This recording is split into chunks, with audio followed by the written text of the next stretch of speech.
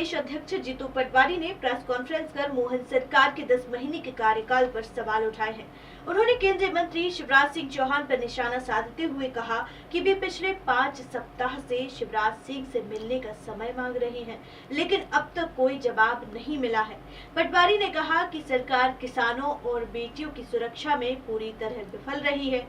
उन्होंने सिंगरौली में हुई 6 साल की बच्ची के साथ दुष्कर्म की घटना का जिक्र करते हुए कहा कि इस सरकार में बेटियों की सुरक्षा को नजरअंदाज किया जा रहा है। आप मुख्यमंत्री हैं प्रदेश के, आप बीजेपी के मुख्यमंत्री नहीं हैं। आपने जनता का वोट मिला था शिवराज जी के नाम पे। आपको मोदी जी ने मुख्यमंत्री बनाया, जनता ने नहीं बनाया। पर शिवराज जी ने जब वोट लिया तो उन्होंने एक वचन पत्र दिया था जनता के सामने।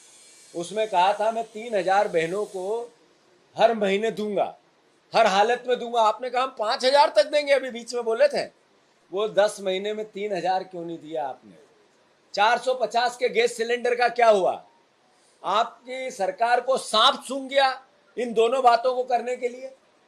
आपने किसानों को कहा था 2700 के गेहूं के दाम देंगे। आपने किसानों को कहा था 3100 धान के दाम देंगे। ये दूसरा सवाल क्या हुआ इसका? किसानों के साथ ये धोखा क्यों बदला लेते हो आप बार बार किसानों से? 6000 रुपए के किसानों के सोयाबीन के दाम की बात हुई थी, आपने कहा हम एमएसपी पे खरीदेंगे। कौन सा चालू हुआ? एक आध बताएं आप। अभी सोयाबीन का कोई केंद्र चालू हुआ प्रदेश में? एक भी केंद्र हुआ क्या? कौन सी तारीख थी? क्या बोला था आपने? केवल झूठ, पाखंड, मीडिया की हेडलाइन। आखिर क्यों ऐसा? मैं मोहन यादव जी से पूछना चाहता हूं, रोजगार के आंकड़े आप बार बार कहते थे कि हम इतने रोजगार देंगे, रोजगार नहीं मिल रहे हैं। उससे ज्यादा डबल टिबल नशा करने वाले युवा बढ़ रहे हैं। तो आखिर इसके लिए सरकार क्या कर रही है? क्यों नशेड़ी प्रदेश बना रहे हो प्रदेश को आप? 10 महीने में क्या उपाय किया आपने कि नशा रुके, और क्या उपाय किया है कि रोजगार मिले? सिर्फ धार्मिक प्रवचन दिए, एक कृष्ण वहां है और एक मोहन यहां है।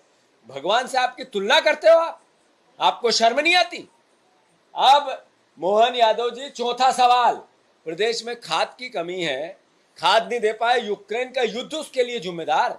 देश में यूक्रेन की परेशानी नहीं है खाद में, मध्य प्रदेश में यूक्रेन के युद्ध से परेशानी है। पापा जब युद्ध रुकवा सकते हैं तो खाद भी नहीं मंगवा सकते?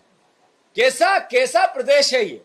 आखिर किसान को खाद नहीं है, उसकी फसल का दाम नहीं है, उससे किए हुए वादे नहीं है, तो कब निभाओगे? मोहन भैया, 5वां सवाल, एसटी एससी के बैकलॉग के पदों का क्या हुआ? पीएससी की एग्जाम का क्या हुआ? उनकी छात्रवृत्ति का क्या हुआ? 10 महीने में क्या किया आपने? छात्रवृत्ति तो ठीक, जो एसटी एससी के बैकलॉग के पदों की अपनी जगह, उनकी योजनाएं अनुसूचित जाति जनजाति के छात्रों की बंद क्यों कर दी? सामान्य छात्रों के कंप्यूटर का क्या हुआ? लैपटॉप का क्या हुआ? बच्चों की साइकिलों का क्या हुआ? क्या हुआ स्कूल एजुकेशन की योजनाओं का? क्या हुआ वो मेधावी छात्रों का? उनके पैसे क्यों रुके हुए हैं? आखिर आप किस तरीके का प्रदेश बनाना चाहते हो? कर्ज का, क्राइम का, करप्शन का? कब 10 महीने में सुधार होगा? आपको बताना पड़ेगा कि छठा सवाल, 33 योजनाएं बंद क्यों की और उन पे पैसे का अलॉटमेंट क्यों रोका? क्या कारण है कि आपने 33 योजनाएं जो शिवराज सिंह चौहान के समय पे चल रही थी, शिवराज जी ने चालू की थी, उन पे रोक क्यों लगाई? इसके लिए उत्तरदायी क्या है? क्या आपका बजट आपको परमिट नहीं करता है? तो अब तो टिबल इंजन की सरकार बोल रहे हैं आपके नेता।